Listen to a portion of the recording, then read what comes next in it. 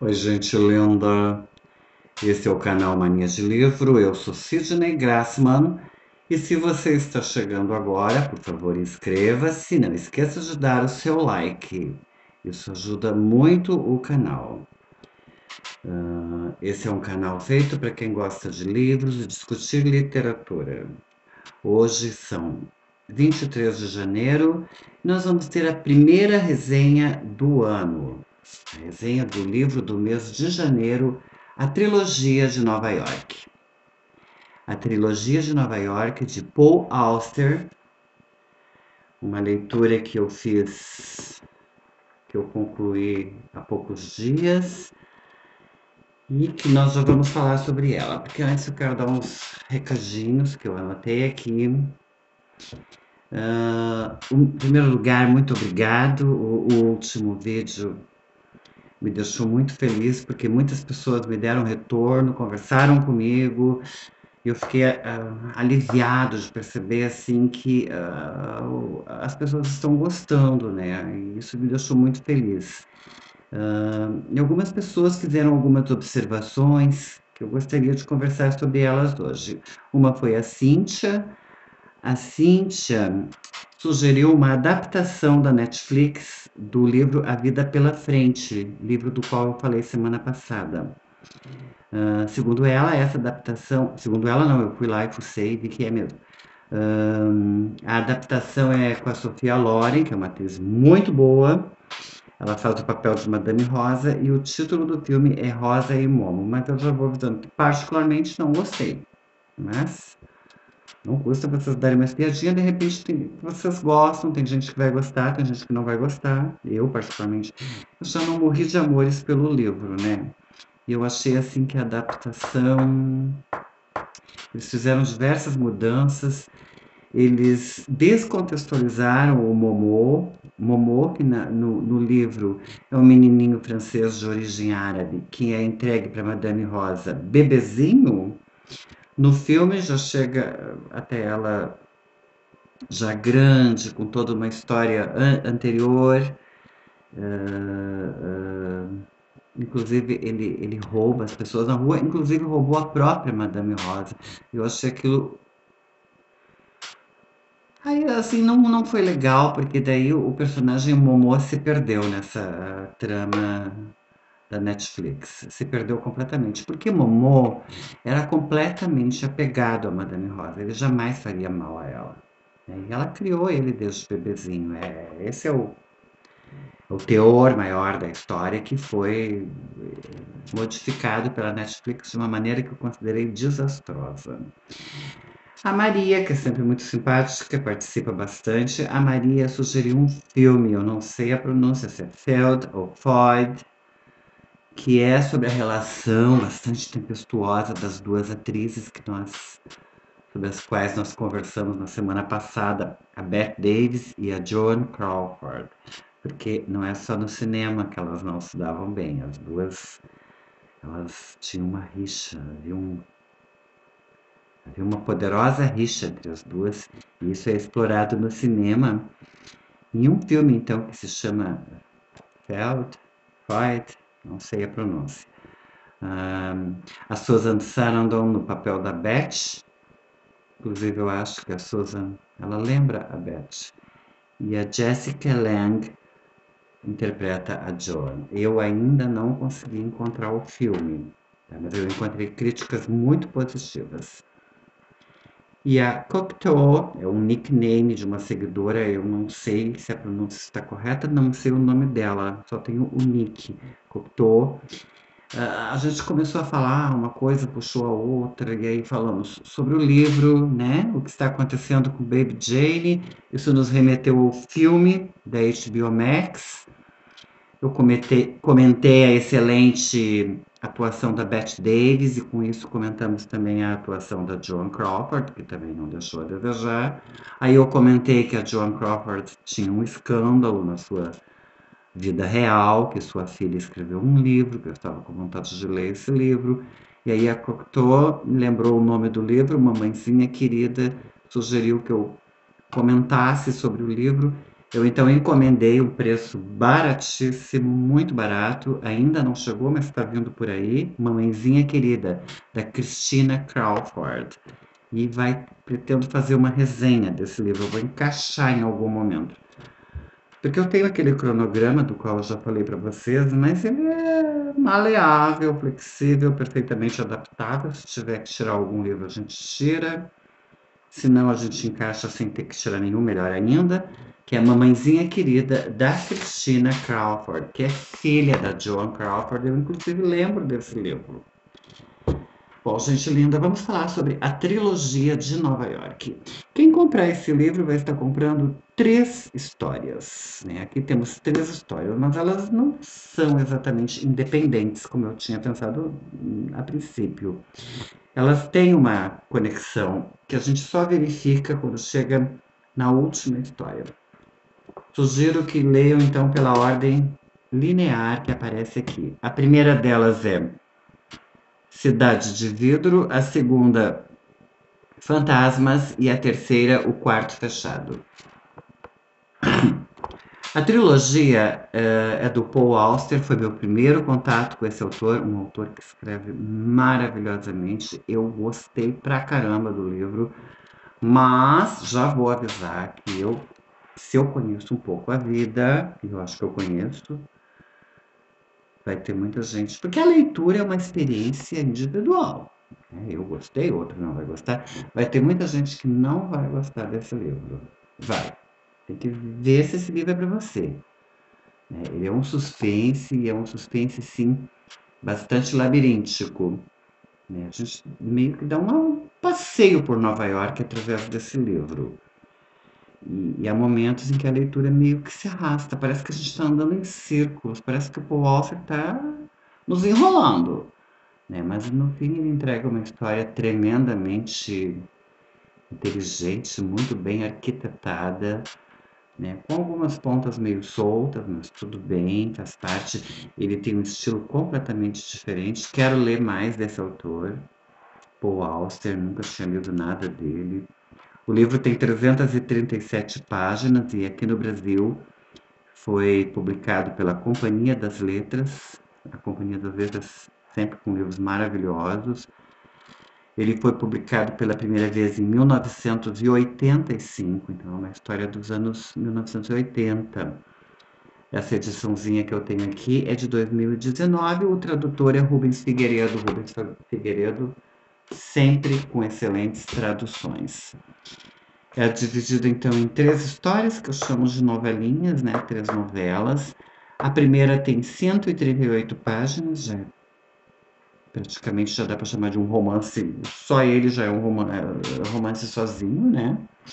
Eu até fiz aqui uma espécie de árvore genealógica, mostrando assim as diversas personas que emergem a partir da persona central, que é o Queen. Queen é o personagem central da primeira história, Cidade de Vidro.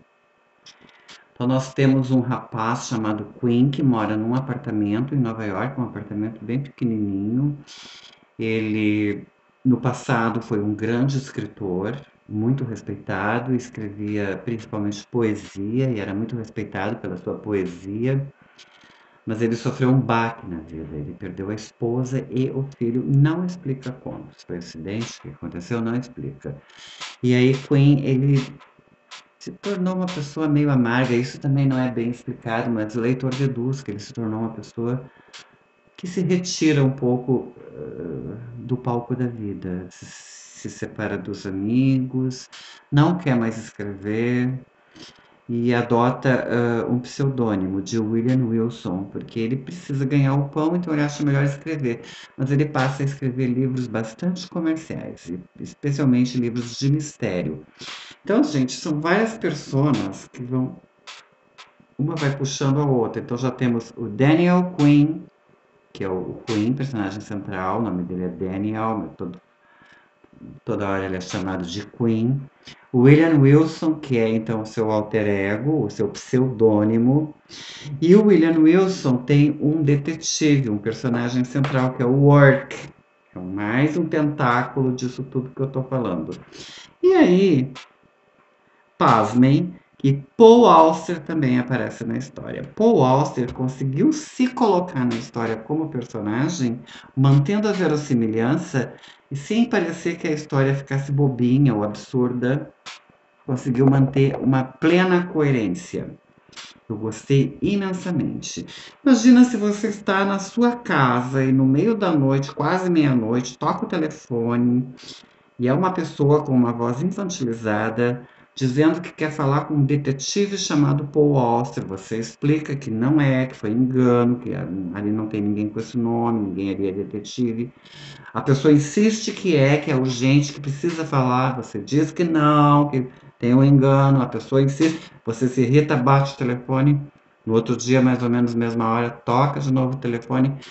No outro dia, terceira vez, toca de novo o telefone. E aí a pessoa irritada decide entrar na onda. Sim, sim, sou eu mesmo, é certo, eu sou essa pessoa, eu sou Paul Auster. Sim, sou investigador. E a outra pessoa lá, aliviada, marca o horário, dá o endereço, marca um horário para falar com ele. E ele diz, certo, amanhã, nessa hora eu vou estar aí. Você iria? Eu não iria. Mas o Queen foi. Foi, e a partir dali a coisa ganhou proporções. Porque ele se envolveu numa investigação que não tinha nada a ver com ele, mas ele mergulhou de cabeça. E lá pelas tantas ele conhece Paul Auster, descobre que não é um detetive, que Paul Auster é um escritor, lógico. O filho de Paul Auster se chama Daniel, o mesmo nome do Queen. Ele sente assim uma certa tristeza quando vê que Paul Auster tem esposa, filho. O filho, inclusive, tem o mesmo nome que ele, enquanto que ele perdeu esses referenciais, né? É uma história inteligente, intrigante e a tarefa do Queen, sobretudo, é vigiar um homem que está saindo de um manicômio. O homem não bate bem, ele é inteligentíssimo, mas é uma inteligência louca. Ele não bate bem e ele tem uma obsessão pelo filho. Então o filho tem muito medo dele. Foi o filho que ligou para ele. E o filho tem uma voz infantilizada e uma linguagem toda infantilizada porque passou muitos anos isolado. O pai fez uma experiência de linguística com ele. Queria ver se a criança sozinha aprenderia um idioma. Uma espécie de experimento que ele fez com o próprio filho. A polícia descobriu. Então esse pai foi preso e depois ele foi solto e aí ele foi até o filho. A polícia chegou a tempo. Prenderam novamente, mas prenderam numa instituição, ele não está na cadeia. E agora ele vai ser solto novamente e o rapaz está com muito medo. Por isso que ele chama o detetive e, por engano, ele contrata o Queen, que acaba abraçando a causa. Começa a seguir o homem que saiu do manicômio e nota que o homem caminha a esmo por Nova York. E ali o autor vai nos levando por Nova York. E até tem a planta aqui atrás, que eu não sei se dá para enxergar. Não, não dá. Ou dá. Dos caminhos percorridos pelos dois personagens, né? Que é o Peter Stillman, esse homem, e o Queen. E o Queen vai seguindo, no outro dia segue de novo, e assim vai. Ele percebe que existe uma espécie de padrão naquelas caminhadas aleatórias do Paul Stillman. E aí ele vai desenhando. Ele compra um caderno vermelho. Esse caderno vermelho é muito importante, vai aparecer no terceiro conto. E ele vai desenhando os caminhos percorridos pelo Stillman e percebe que vai formando as palavras Torre de Babel. A partir daqui eu não conto mais nada, tá? O conto vai cada vez envolvendo mais a gente vai acaba entrando de cabeça querendo descobrir o que está acontecendo. A segunda história é bem menor, tem 63 páginas, tem o formato de um conto e se chama Fantasmas. Aqui, o Paul Auster usa nomes de cores. Todos os seus personagens têm nomes de cores. Então, nós temos o Blue, personagem central. O Blue é contratado pelo White. E o Blue foi aluno do Brown, aprendeu tudo com o Brown, ele é investigador particular, é um detetive. Foi contratado pelo White para vigiar Black. Ele tem que vigiar Black o tempo todo, anotar cada passo do Black, mas White não explica por quê.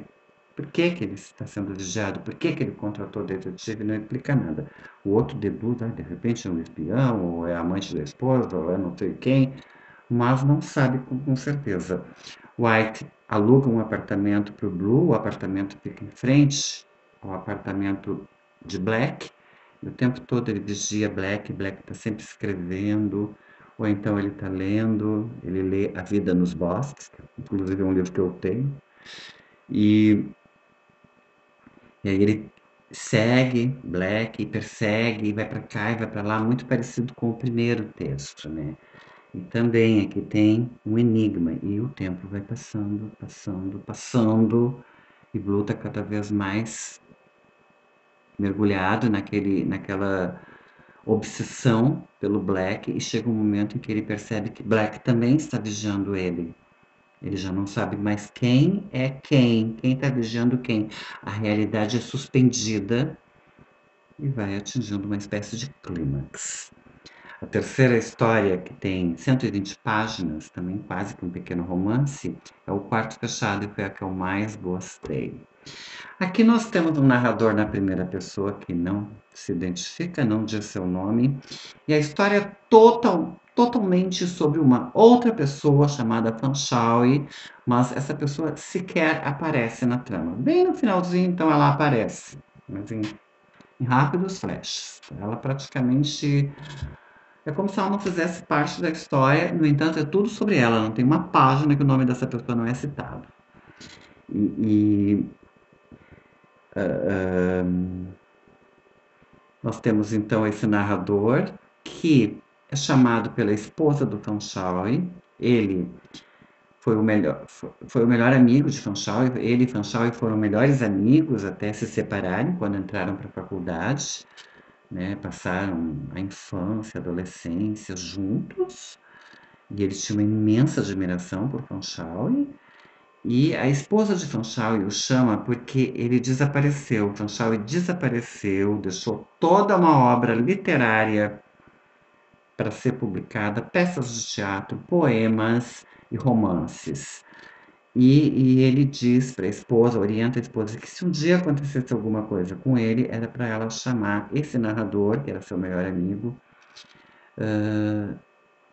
para que seus livros fossem publicados e eles então se sustentassem. Uma porcentagem iria para esse narrador e a esposa então poderia se sustentar e sustentar o filho, que ele deixou a esposa grávida.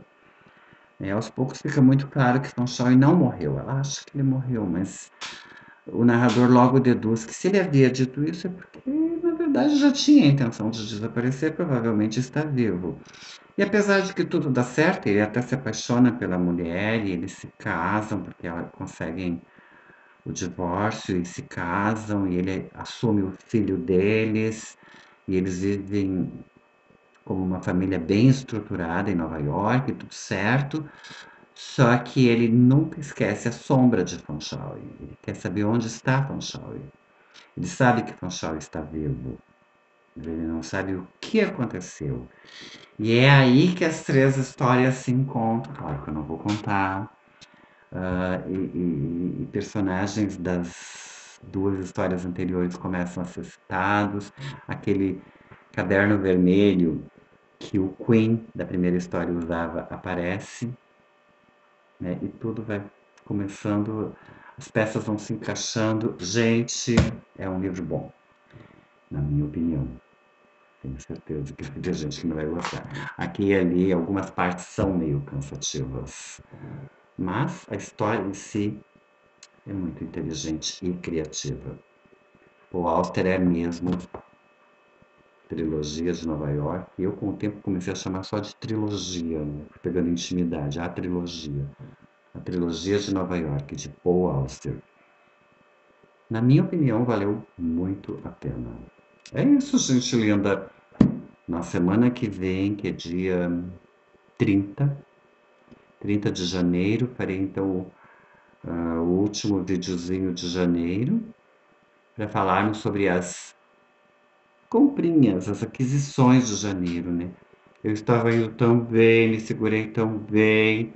A ideia era comprar no máximo 4 livros, mas nos últimos dias acabou que pisei totalmente na jaca e comprei mais do que deveria. Um beijo no coração de todo mundo, uma excelente semana para todos nós e até segunda-feira. Beijão.